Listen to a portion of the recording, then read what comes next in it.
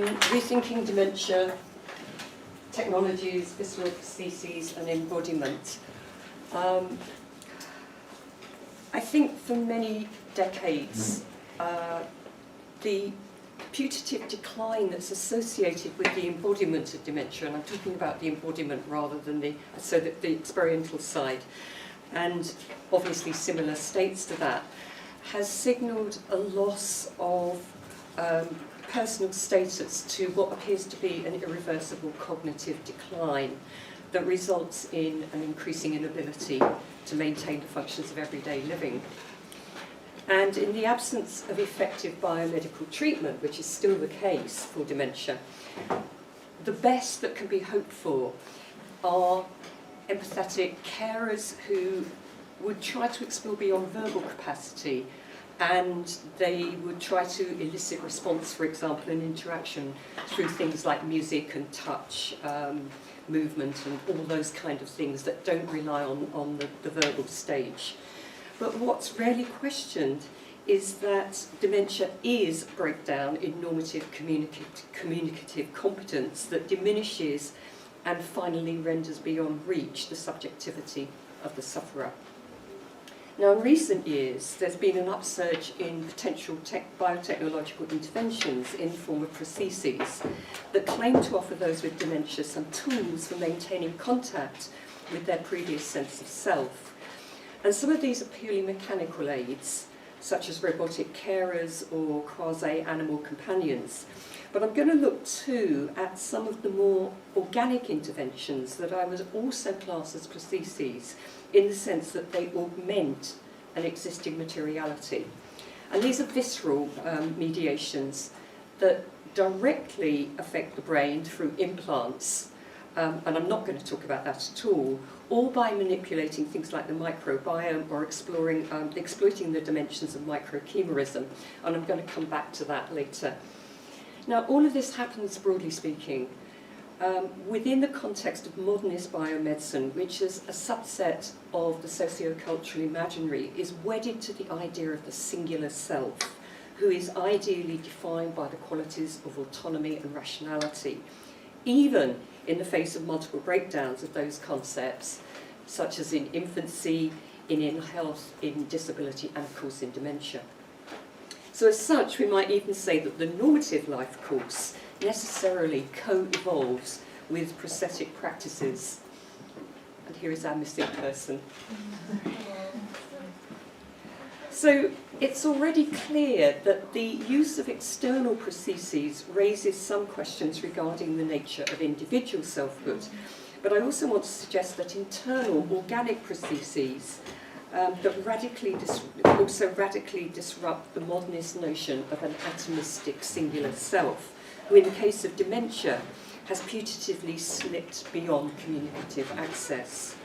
And I'll be looking at recent developments both in technology and biomedicine and theorising the significance of those enhancements, initially through Derrida's concept of hospitality, before turning very briefly to the Deleuzian notion of assemblages.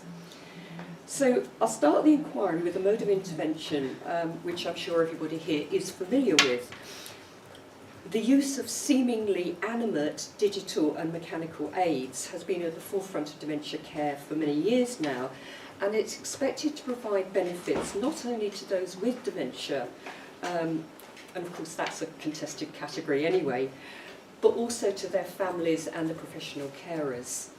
So robots, for example, can assist with lifting non-ambulatory patients. They can negotiate simple functions like switching on machinery or picking up fallen objects, finding things, responding to verbal instructions, and engaging in formalised greetings. And some types obviously also have a monitoring and surveillance function in transmitting biomedical data about the status of the user with dementia. And there are all sorts of ethical and practical considerations around the possible dangers of replacing human care with mechanised care. But for the most part, the technology is intended to supplement, not supersede, the interhuman aspect of the care situation. Now, at roots, much of the anxiety, I think, concerns the supposed insult to autonomous agency. But clearly anyone with a neurocognitive condition, the question of autonomy as such has already diminished validity. And what takes its place is the injunction, very correctly, to respect the dignity and intrinsic value of every human being, whatever their physical or cognitive status. And that approach has long driven disability theory that's organised around the inalienable claim to human rights. And although it should provide a necessary layer of protection against discrimination and abuse, there are good reasons to underline its inadequacy. And it's not just that the approach fails to secure the interests of those it seeks to protect, but that it's grounded in an extremely limited liberal humanist understanding of what constitutes worthwhile life. So the very concepts of rights, dignity, interests, and so on are deeply normative and inherently reference a standard in which the human being is indeed autonomous, separate and distinct from others, and capable of rational thought. Now, the philosophical critique of that standard is now very long-standing, but it seems to have scarcely filtered through to the practicalities of dementia care. And the issue for scholars in the field, I think, is that even when care is delivered conventionally, through human-to-human interaction, the inevitable dependency of the one with dementia already problematises the agentic singularity and demands a degree of cooperation that's not necessarily dependent on contract. If another intervenes in my everyday decisions and increasingly comes to organise my time, direct my movement, manage my affects and so on, then that intervention is no longer an adjunct, but more of an enveloping presence that displaces my own subjecthood. But this is by no means unusual in the duration of a lifespan. We're all infants, we all get ill, most of us will get disabled. And feminist philosophy in particular has been insistent that relationality should trump autonomy and that we should recognise and celebrate mutual vulnerabilities. Now, advanced dementia may well evoke a one-sided relationality, but only if we think that state transmits nothing of value. Wherever the balance of dependency lies, what's notable, however, is that it's still an interaction between two or more human beings. In contrast, the evolving technologies of the 21st century demand a reappraisal of just that interface of human self and other, and shift the boundaries between human and non-human. So any prosthetic device that augments or takes over functionality poses a challenge to the sovereign self of the Western logos, but all the more so when it appears to be a living entity in its own terms. So what are termed emotional care robots are designed precisely to enter into not just practical but affective relationships with their users. And their agency in the conventional rather than the new materialist sense is an illusion, but they do generate very real responses and effects, both emotional and somatic, and that alone unsettles the confines of the human. Now, I'm going to look briefly at just two types of such robots, which both intend live interaction, but work in slightly different ways. So here is Paro, who's gorgeous. This is a small fur-covered baby hop seal, about the size of a human baby, that can squeak and cry with pleasure. It makes a sound for discomfort, it can flap its flippers, it can move its head, open and close its eyes, react to sounds, learn its name, and appear to sleep. So all these are things that are going on with Paro. Its varied responses give a strong sense of an emotional being, albeit an infant one, capable of happiness, distress and surprise, largely in reaction to the touch and voice of the human user. Now, the point of Paro in dementia care is to stimulate the cognitive attention of users and to create a sense of interaction that can counter problems of isolation and depression that affect many residents of care facilities. The encounter with Paro which mostly seems to take the form of stroking or cuddling them, is intended to be therapeutic, not just in calming and pleasing the user, but in setting up a sense in which the seal itself is a vulnerable being in need of care. So it's not just somebody looking after you as a vulnerable person, it's you as a vulnerable person looking after another vulnerable being. So several small-scale studies have pointed to the benefits of Paro, not just as an interaction between human and non-human that challenges affective boundaries, but as a utilitarian issue in which the success is measured in terms of how far users improve their ability to engage in social communications, that could be physical, verbal, or visual, with other human beings. So Sherry Turkle, for example, who was one of the most enthusiastic pioneers in digital technologies and robotic research, now feels dismayed by the lack of authenticity in what she calls empathy machines. And she doubts whether Paro offers anything more than an illusion of connectedness. And that's an entirely humanist understanding of what counts. Now, interesting, a recent large-scale project in Australia into the effects of using Paro was conducted, where, as the authors state, over 50% of all residents with dementia are reported, these are care homes, are reported to have behaviours such as physical aggression, agitation, vocal disruption, and chronic mood disturbance. And these symptoms inevitably lead to staff stress and reduced empathy with the causal condition, which in turn is reflected back in the frustration and agitation of the residents, which in turn leads to using additional antipsychotic medications. So it's a real vicious circle. Now, the introduction of Paro into those lives over a period of 10 weeks was intended to test whether the animate robot was more sustainably therapeutic than either an equally cuddly but inanimate plush toy, that's what they call it, which was actually Paro with all his functions switched off, or a programme of usual therapeutic care. And the results were of course mixed, although the Paro group was significantly more engaged with the object on a visual level, somewhat more engaged on a verbal level, and showed greater pleasure and exhibited less agitation. Now, clearly there was initially a very strong novelty effect for both Paro and for plush toy, but pleasure in particular remained significantly raised after 5 weeks in the Paro group. The observation that Paro users also displayed increases in levels of anger was related to interruptions in their play activity, to other residents interfering with the robot toy, and finally the removal of Paro after the, I think it was a 3-hour allocated play period each afternoon. That there were few sustainable effects discerned at 15 weeks, so they stopped the experiment at 10 and then followed up at 15, after this final withdrawal, is hardly surprising.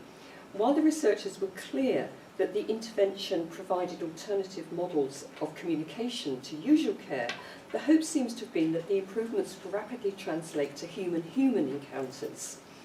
Had the human-machinery sensory interactions been seen as valuable in their own right, as exchanges that disrupted the limits of normative human behaviour, then the withdrawal of Paro would surely have constituted an ethical misstep. They just took them away and then were surprised when people just relapsed into how they had been. So the engagement and pleasure that Paro and to a certain extent plush toy evoked in residents was simply treated as a means to a definitively human-centred end, rather than as a demonstration of the restrictions of an anthropocentric outlook. Now, my second example is the NEC project per Paro. This is a small but fairly heavy and bulky baby-faced human-like robot that's been widely used in aged care facilities in an effort again to improve the quality of life for residents, including those for dementia. And Paro is decidedly not cuddly.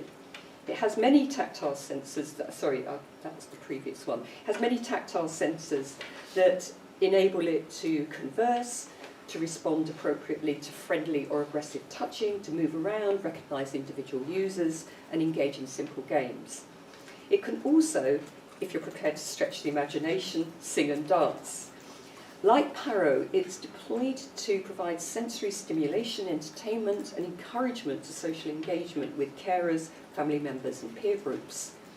Now, I've no doubt that Paro might deliver some therapeutic benefit to some of those with dementia, but as a model it's far less convincing than Paro, even in the ultimate aim of enhancing strictly human interactions.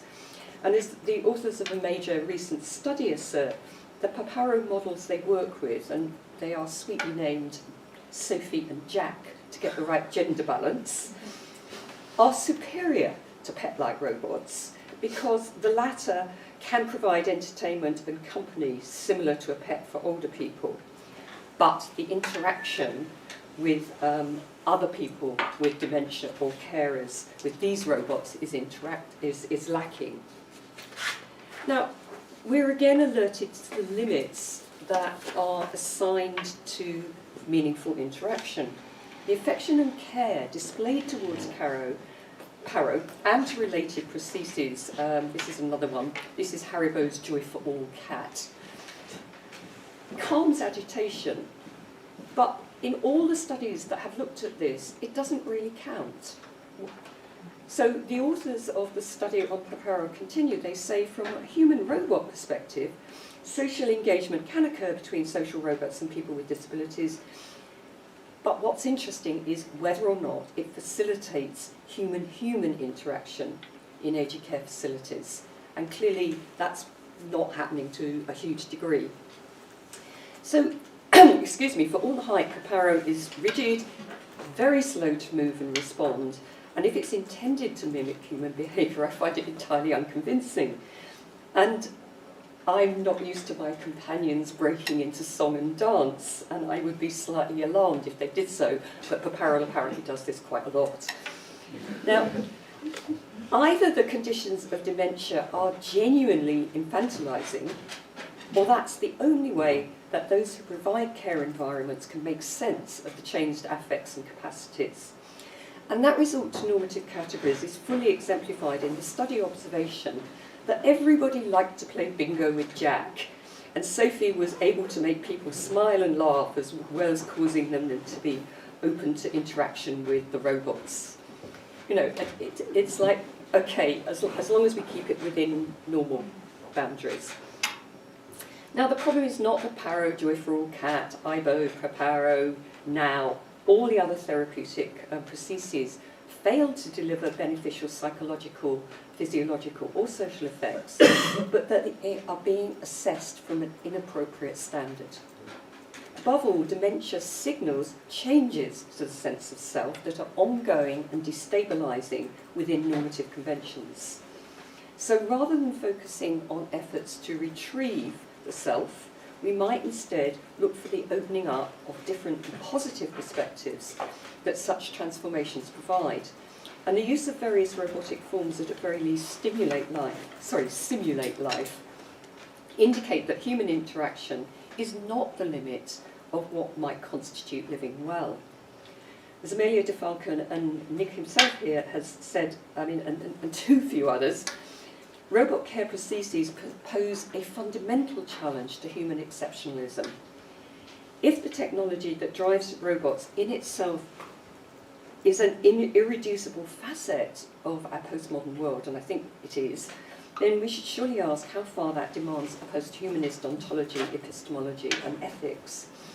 So at the simplest level, our faith in the stability of being gives way to the transmutations of becoming, always in the context of multiple others. What we know and understand is slippery, impermanent, and irreducible to single truth. And how we should act depends on our immersion in an expansive field of inter- and intra-connections, which I'll explain later, that yield no universal ethical principles or protocols. The contestation of the category of human itself is underway. And robot forms are just one instance of the breakdown of normative boundaries. DeFalco seems to have mistaken Paro for a dog, but what she writes really stands well. She says that animal robots, this is a quote, raised the spectre of queer destabilising intimacies that cast doubt on the very condition of the human. Now, with that in mind, I want to offer a theoretical expansion of the significance of our human entanglement with what I'm classing as prosthetic others. First, as external entities in the forms already referred to, but also as the visceral presence of otherness within our own bodies, not simply as a philosophical exposition, but as a biological, naturally occurring phenomenon. Where success in conventional dementia care appears to devolve on how far an originary self can be protected or recovered, the question I'm asking is whether we can conceptualise the body and the embodied self as a dynamic ecosystem, to the extent that it can never be thought as having a foundational or atomistic form. So I'm going to change register now, and then it starts getting a bit difficult, to what I'm calling visceral prostheses. Now, in theorising dementia, as I said yesterday, we really can't ignore the developments in the bioscientific understanding of what I'm calling cellular prostheses. Now, as you know probably, there's a huge amount of ongoing work on the human microbiome, and that entails the rethinking of biological orthodoxies, particularly with regard to the putative existence of a singular genetic profile of what counts as human. And that's recently come together with biophilosophical entanglements to contest both the thresholds of putatively singular life and the very notion of species boundaries. So the genetic diversity of each individual that I'll outline decisively challenges the distinction between self and non-self. But how does what follows from that failure of distinction have relevance to the question of dementia? At very least, we're compelled to reassess the apparently simple linear temporality of birth, life, death, and to ask whether augmentation itself manifests variously through robotic prostheses or cellular life forms, radically destabilise and disorders the notion of an enduring and limited self. So once the teleology of the life course is contested, the apparent degeneration of old age and death are no longer an insult to being, but simply registers within a greater sphere of an enduring vitalism of becoming. And the bioethics of this conception is yet to be thought, but it anticipates a move away from what's called a thanatoethics, the ethics of always being faced with death, where decay and death are just around the corner for all of us, to a more affirmative mode that concerns itself with the persistence, even the untimeliness, or dynamic augmentation. Now, in recent years, the dimensions of the human microbiome have become familiar to the lay public, and the focus also of intense bioscientific research through what's called the Human Microbiome Project. And the public aims of the project are about understanding how changes in the microbiome, and they're usually talking about the gut microbiome, but the microbiome also exists in your lungs, in your mouth, on your skin, etc. But they're usually referring to the gut. Excuse me. How changes in the microbiome affect human health and disease, but there are always more radical and largely unspoken implications that paradoxically disrupt the very sovereignty of human beings. And of the many conditions thought to be related to the status of the microbiome, dementia is very high on the list.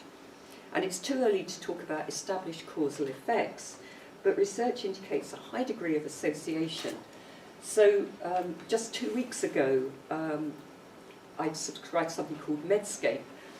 Medscape listed gut bacteria and the brain as the top trend in biomedical searches for that particular week. Now, what research on the biome tells us that the human body, far from having one exceptional genome that marks its difference to other organisms, is a complex admixture on the cellular level of bacterial, fungal, parasitical, and viral components in which the strictly human cell, or human as previously understood, is vastly outnumbered. So briefly, there are at least 10,000 different microbial species in the body, mostly in the gut, and as Torber spells out, and I hope you'll recognise the significance, animals are not individuals anatomically, and microbes by cell number constitute approximately 90% of human bodies. That 90% goes up and down, but it's still fairly high. The percentage is constantly being revised, but the point here is that we are materialised as genetically multiple. So with no steady state, each individual has a unique microbial makeup that interacts both with the external environment and within the body, within different microbial communities. And there's just some way that it looks like. Okay, so the language of the microbiome remains biased towards militaristic metaphors such as competing armies, but the science reveals a high degree of cooperation and mutual benefit. And in fact, many microbes cannot survive or even exist outside the body, just as the human could not develop adequately without maintaining active microbial viscera. And it's now believed that the genetic composition of microbes contribute more to human survival than the human's own genes. And imbalances in the microbiome are implicated in a range of conditions. So ones that you hear of most are things like diabetes, depression, lupus, dental caries, obesity, and of course dementia. And infants, of course, are not born with a genetically predetermined microbiome. It's acquired over time. And instead, there's lifelong genomic fluidity, with older people having a somewhat different genome to their younger selves. So I am not who I was. So I'm going to turn now to a second type of visceral prostheses, chimerism and microchimerism, whose basic concepts amplify the sense that we should think of ourselves as hybrids.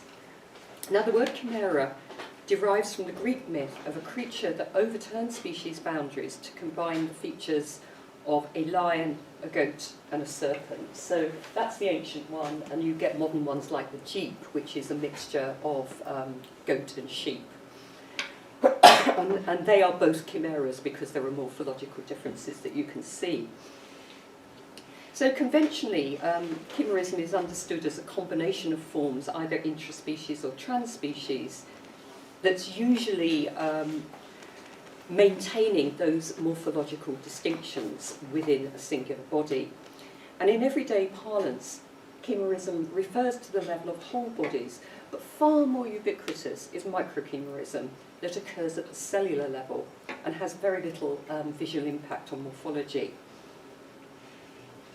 So microchimerism here refers to, excuse me, I've got to take my meds this morning, refers to a small but significant presence of non-self cells coexisting within a dominant population of self cells in the same body. And these two cell lines, or maybe more than two, remain distinct. They don't assimilate, they always remain in parallel. So as such, chimerism both maintains and contests the separation of self and non-self, and disrupts the expectation of genetic singularity. Now, in human beings, both the iatrogenic and natural chimeric states exist, with interventions such as organ and stem cell transplantations constituting the former, while the latter, the natural chimeric states, might be the fusion of dizygotic twins in utero.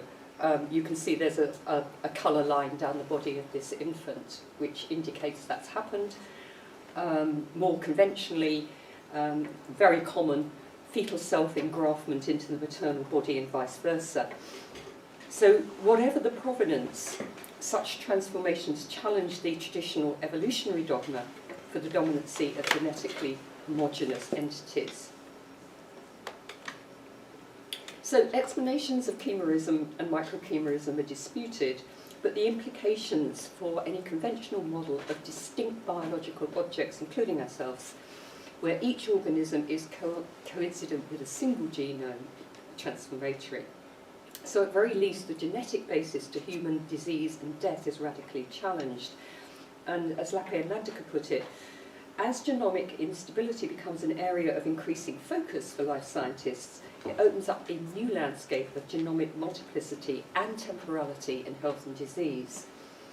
And given that the materiality of microchimerism is still not widely known, I'm going to just run through a couple of really easy illustrations so you get a better picture of what I'm talking about. Now, the first case, which is probably one you've heard of, the Lydia Fairchild case, was widely reported in medical and popular science journals and in newspapers, and it concerns the story of an American woman whose maternity of her own natural child couldn't be verified through genetic testing. And she had submitted a blood sample because she wanted to claim welfare benefits. So the child's blood didn't match her, and she was put on suspicion of fraud or kidnapping. But then she got pregnant again and gave birth to another child, and there was witness testimony that she had given birth to this child. She hadn't used any reproductive technologies that break the genetic link between birth mother and infant. But this second infant's DNA also didn't match hers. Now, the case was resolved when it emerged that Fairchild had profound microchimerism to the extent that the DNA of her blood was quite different to the DNA of her reproductive organs, and that's what the infants were carrying. And her genetic profile, in other words, was at least dual and quite possibly multiple. Now, more probably, she was the result of a dizygotic twin conception herself, in which her embryonic self had absorbed the other male twin in utero, and the resulting singleton carried both her own original DNA and that of her non-identical twin, thus creating a chimera. The second case wasn't so widely reported, but is really amazing. It concerns an Australian report about an emergency liver transplant on a 9-year-old female whose whole immunological profile realigned itself with that of the deceased male adult donor. Her blood group switched from O negative to O positive. And such a startling demonstration of genetic translocation, even in its rarity, suggests an intriguing new understanding of intercorporeal malleability and a recognition that borders are permeable and that genetic origins are far from secure. So the dominant fantasy, which we tend to share, of a pure, unified and unchangeable self-identity established at conception and secure until death, begins to dissolve. And if the biosciences are shaken, then obviously so too are some of the fundamental structures of modernist knowledge.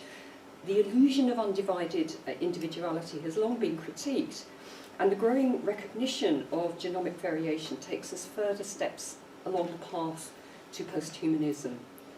And not as a nebulous plaything, but as something that is the inevitable outcome of very material and often highly pragmatic research. So both the microbiome and microchimerism signal modes that open up the terrain and speak directly to the ambiguity of visceral prostheses. They indicate that there is no original fixed corporeality. So what's at stake in our being unable to identify this singular genome?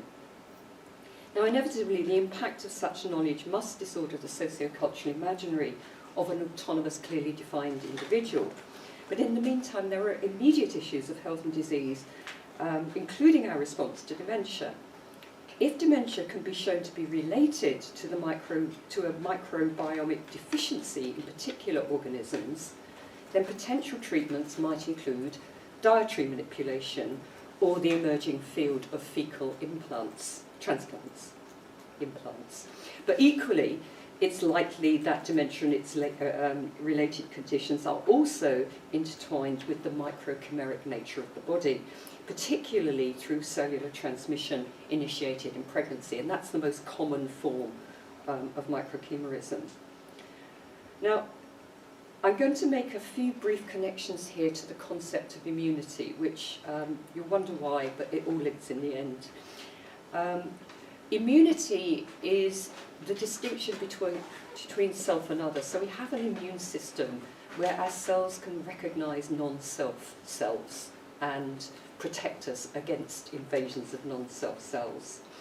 So superficially it looks like it's antagonistic to the concept of microchimerism, but I'm suggesting that thinking about immunity and microchimerism together gives us a new understanding of dementia. So where the microbiome and microchimerism undo the binary and hierarchical nature of self and other. The conventional understanding of immunity instantiates this self-non-self discrimination. And in biomedicine specifically, immunity signals protection against threats to the integrity of the body. So there's apparently a natural antagonism between self and non-self cells. So in other words, it's speaking to the maintenance of boundaries between the supposedly normal self and the pathological other. Now, Donna Haraway, Emily Martin, Lisa Wiesel, and more recently Susan Kelly, who are all feminist philosophers, one sort or another, or feminist scientists, have all commented on the embattled self-defense model of immunology that holds sway in popular discourse. And the problem is that while the body's immunological counter to the putative threat of otherness in the form of a bacterial infection, for example, or a carcinoma, might understandably evoke images of steadfast defence, there's growing evidence that the otherness of microchimeric cells, like the microbiome, may be advantageous. There's an ongoing split between clinical researchers who insist that such cellular incursions are linked to pathologies and those who believe that they have beneficial effect. Now, what's emerging more widely is a shift across biology and immunopolitics from the notion of a rigid, enduring corporeal closure, both external and internal, to permeable and leaky bodies. And it's not just the protective defensive operations of the immune system that are thrown into question, but the whole normative context in which the inviolability of clear boundaries between self and other is taken as given. So perhaps what we're seeing is a potential shift in the imaginary. The recognition of the enduring microchimeric coexistence of fetal and maternal material in any body, circulation of non-identical DNA post-transplant, and the wholesale visceral transformations that chimerism can imply indicate not simply intercorporeality, still less simple augmentation, but the irreducibility of embodiment to singular forms. We are not identical to ourselves. Now, going further, we might wonder if cellular translocations offer a different model that extends far beyond the privileging of modernist and unified forms of human being. The significance is that if self and other are no longer distinct, if the very rigidity of the terms suggests a flaw in the modernist imaginary, then it's not just the constitution of the body that is contested, but the stability of species boundaries too. Now, this may seem way too abstract for the issue of dementia, but those with the condition and their carers may have very strong feelings that they are no longer singular selves. Dementia is a good testing ground in that it exemplifies the operation of the immune system in the theorised conjunction with what is usually maternal fetal microchimerism. This is what Molly Fox said, and she's talking about maternal fetal. Further evidence for pregnancy-induced long-term improvements in immunoregulation comes from studies of fetal microchimerism. Fetal cells are semi-allogenic to the mother's genetic identity, and after a pregnancy, fetal cells remain in the mother. It's thought that such cells persist in the mother's body for the duration of her lifetime. So what she's saying is that there is a reduced risk of Alzheimer's disease in women, for example, if they have been pregnant, because of the presence of these fetal microchimeric cells. So they have a kind of double protection, as it were. Now, this seems odd on a conventional level, because the immune response stands for this self-defensive rejection of alien intrusion, which is activated when the body encounters apparently foreign antigens, whereas microchimerism speaks to the coexistence of self and other. But I don't think we have to think about microchimerism and the immune system in a binary either-or. One's happening or the other's happening. So I want to try and think of them in a positive concurrence as delivering beneficial effects. And I'm going to look at this a little more closely to the concept of autoimmunity, which, as you know, is where the body's cells appear to attack themselves. If there isn't an external pathology, it's something internal. And it's where the conjunction of immunology and chimerism appears most exposed. So what happens in the field of autoimmune diseases, and that's things like lupus, rheumatoid arthritis, multiple sclerosis, lots of forms of disability, and very probably dementia, is that the immune response is directed not against supposedly invading antigens, but against its own self-components. Now, for people who see microchimerism as inherently pathological, the discovery of significant evidence of non-self DNA at the site of lesions confirms their understanding, while for others, the same evidence indicates that non-self cells migrate to sites of disruption, this is through the peripheral blood supply, to multiply the protective immunological responses. So dementia, for example, is very strongly associated with inflammation of the brain, and microchimerism may enable a greatly enhanced response.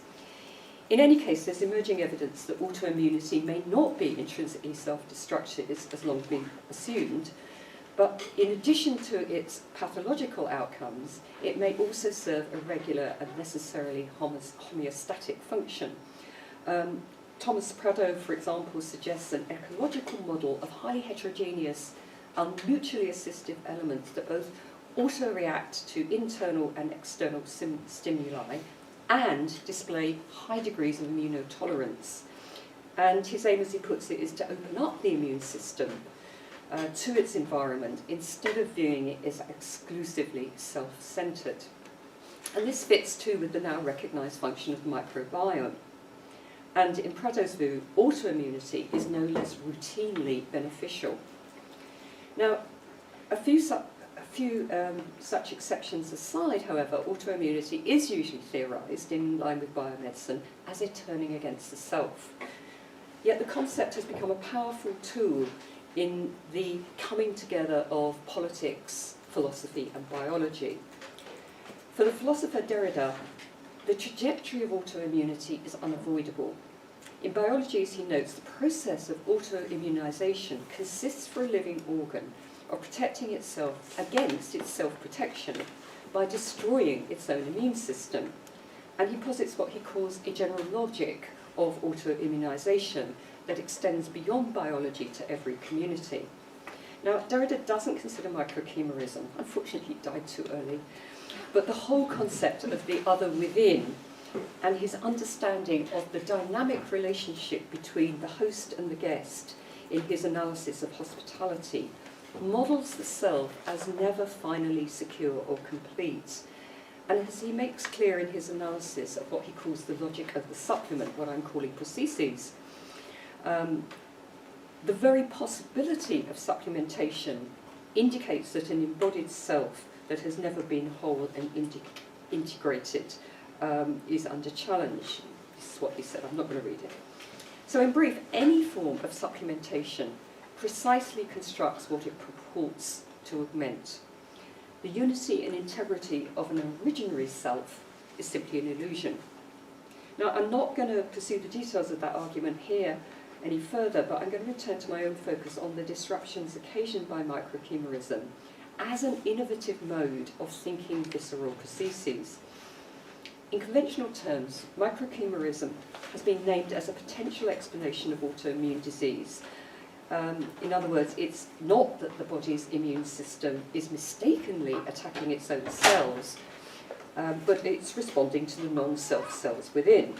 And on that view, microchimerism comes at the cost of exposing the self to the potential destruction of autoimmunity. But I'm strongly suggesting that such a reading simply reflects a wholly modernist way of understanding the biological constitution of the human body. And I'm asking, could such cellular translocations offer a different and affirmative model that extends beyond the privileging of modernist forms of human being? So biomedical discourse, it uses precisely the kind of metaphors, same kind of metaphors as conventional philosophy, for example. But consider how Derrida does not see autoimmunity as wholly negative, with death as an implacable end. For him, autoimmunity is unavoidable, but what he holds open is not simply the question of alterity now, but the very possibility of futurity, the avenir, that we cannot know who or what will come. Now, for For Derrida, the ethical imperative is to offer absolute hospitality with no limiting provisos as to who or what our thresholds should be open. So we have to take the risk, and that means welcoming, we put it in terms of host and guest, not just conventional guests, but also the monstrous arrivant, the refugee who may turn out to be a terrorist intent on bombing our city centres, the homeless man who could murder us in our beds, or I will argue, non-self cellular material that circulates in our bodies. And the real point, as Derrida insists, is that absolute hospitality is both necessary and impossible. Our future horizons are both undecidable and potentially destructive, and the point of positive aspiration. Now, picking up from Derrida, I want to ask what follows if we're compelled to reject the distinction not simply between one embodied self and another, but between a body that would be foundational and its augmented form. And the cogent question then becomes, is putative degeneration and death a disaster? On a personal level, it will always be understood that way, and biomedicine will continue its efforts to prolong health and life, and it's precisely what drives the research on immunity and microbiome, and indeed dementia itself. Under the sway of Western thinking, most of us understand death as an end, and we're fully immersed in the human exceptionalism that mortality implies. But what does it signify for death if the materiality, the viscerality of our bodies is inherently multiple? And what if, as I've been suggesting, the expected temporal predictability of being is displaced by a non-sequential mode of becoming? And it's here that a turn to Deleuze is most effective. Now, Deleuze's philosophy makes a really decisive break with the notion of the sovereign subject, who exercises freedom, choice, rationality, individual agency, and so on. But he also recognises the inevitability of pain, pain, suffering, and dissolution. In place of being, Deleuze proposes a state of becoming, a process of unravelling, in which the vulnerability of any subject position is clear to see.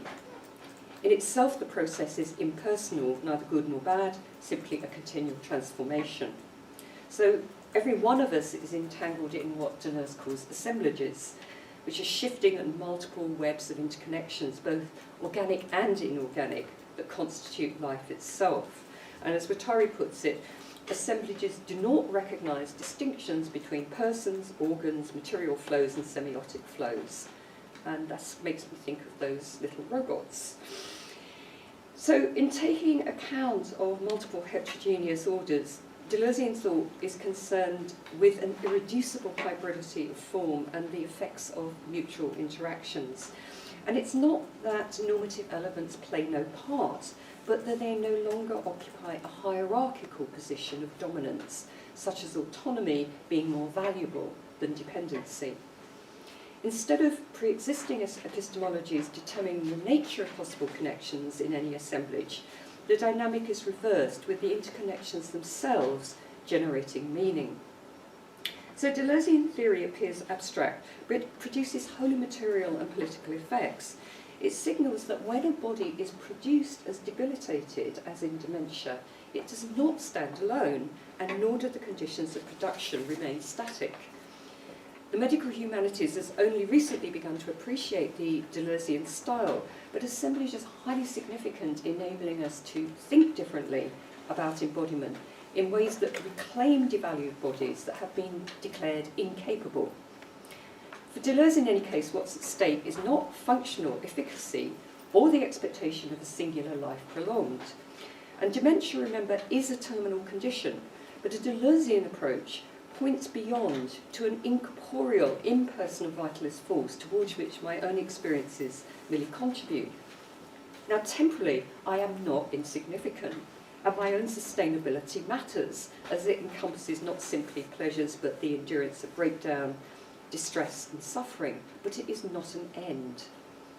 So in contradistinction to modernist societies that regulate what's deemed appropriate to any given body, the Deleuzean approach advocates pushing to the limits of what's possible, embracing uncertainty and radical change, and sustaining becoming, however that plays out, even in the face of disease, disability, dementia, and impending death. Flourishing doesn't refer simply to the conditions of living, but has a wider meaning in which the event of death enables life to recompose under new relations of sustainability. Now, on a theoretical level, the move is away from a philosophy of biology that tries to pin down the essence of life, and traditionally people with dementia have been seen lacking that essence, to a biophilosophy that is concerned with the things that transform life. And I think that's precisely how we should be now thinking about dementia. In other words, we should think a network of relations that dispense with the closed boundaries of the conventional life course and reimagine the concept of prostheses, both mechanical, external, and viscerally organic, as constituting an assemblage that offers an alternative to individual and fully human selfhood. If the conditions for ethical agency are not dependent on present normative structures, could we also think an atemporal bioethics of coexistence rather than one of successive existences, faced always with their own finitude? So rather than fearing dissolution and death, could an affirmative biopolitical stance embrace the event as potential? At very least, the rethinking of robotic technologies, the multiplicity of the microbiome, and the genetic diversity of the microchimeric body entails a different ethical approach where we should actively seek to enter into modes of relations with others. And our possible futures are yet to be explored, but as Rosie Braidotti insists, what is positive in the ethics of affirmation is the belief that negative affects can be transformed. This implies a dynamic view of all affects, even the traumas that freeze us in pain, horror, or mourning. So in summary, the biomedical context of dementia is focused on the human body, but the trajectory of posthumanism is inexorably underway and suggests a new ecology of life. And there's no reason to stop at human others. But without this reimagined temporality that I've been describing, we are stuck with the somatic facts of dementia as a terminal condition. But the narrative need not end there. It is finally about the extent to which the possibilities of transformation, of continuous augmentation, are not a choice, but simply the ecology of life, whether it's human or otherwise.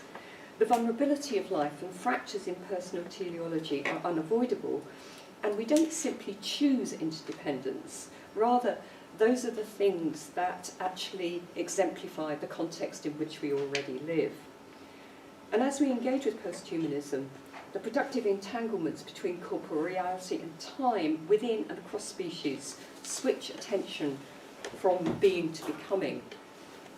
And in opening up the parameters of the augmented self, dementia signals not an end to life, but a release from the rigidity of the sovereign self and an affirmation of continued becoming. Okay, thank you.